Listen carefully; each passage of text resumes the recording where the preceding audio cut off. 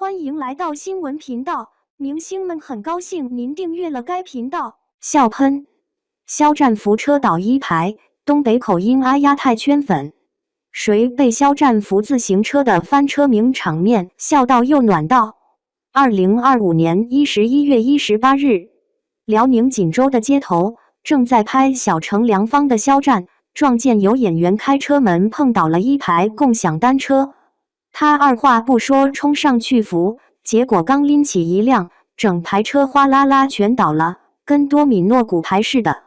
镜头里的他愣了2秒，冒出一句东北口音的哎呀，逗号，接着自己先笑出了折子。这段路透一爆，肖战扶车倒一排直接冲上热搜，网友笑疯，自行车这是组团碰瓷帅哥。先把这桩温暖又搞笑的事儿捋明白。事件核心是肖战的本能善举与意外反差。11月18日，他在锦州拍新剧，当天穿的特接地气灰色连帽衫配牛仔裤，正赶戏份间隙，就看到剧组的人不小心碰倒了路边的共享单车。本来有工作人员要上前，他已经先一步走过去了，伸手就去扶最边上那辆，没成想共享单车间距太近，重心又高，一拉就带动了整排，瞬间全倒在他跟前。最戳人的是他的反应，没有半点不耐烦，也没顾及镜头在拍，先是猛了一下，然后捂着嘴笑，那句带着点锦州味儿的哎呀被收音设备清清楚楚录了下来。后来他干脆蹲下身，一点点把车挪开间距，工作人员也被他带动，纷纷过来搭手。没几分钟就把歪七扭八的车摆得整整齐齐。这段视频单日播放量破1000万。前将视频转发时配文：细节见人品，慌乱里的温柔最动人。网友的评论区彻底变成欢乐源泉，有人做了肖战扶车 vs 自行车反击的表情包，配文兔找巴拉失败现场，有人调侃这是自行车界的反向追星吧。就想让帅哥多陪他一会儿，还有东北网友认领，这哎呀绝对是入乡随俗了，锦州话感染力满分。当然更多人在夸细节，他蹲下去的时候特意扶了下车座，怕夹到手，真的很细心，换别的明星可能就站着指挥了，他是真的动手干。这事儿还勾起了大家对他自行车情缘的回忆。说起来，肖战和自行车的故事能凑成一部成长史。2019年他学骑车还差点摔了，当时上热搜被粉丝笑运动小白，到2022年已经能熟练骑山地车去露营。2023年在梦中的那片海里，他演的肖春生骑28大杠的场景，被称作年代感浪漫天花板。而这次拍小乘凉方，他饰演的基层医生刘锃亮。共享单车本来就是角色的通勤工具，这次意外扶车，反倒让角色的亲民感更立住了。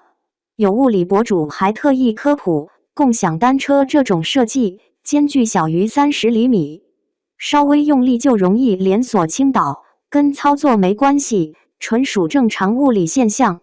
这更让大家觉得真实，没有刻意设计的完美工艺。就是一个普通人看到需要帮忙就上前，遇到小意外就笑着解决，这种去神话的样子，比摆拍的爱心更打动人。对比内娱有些明星捐钱要发通稿，扶老人要清场的策划式公益，肖战这波随手扶车反翻车，反而成了真实感天花板。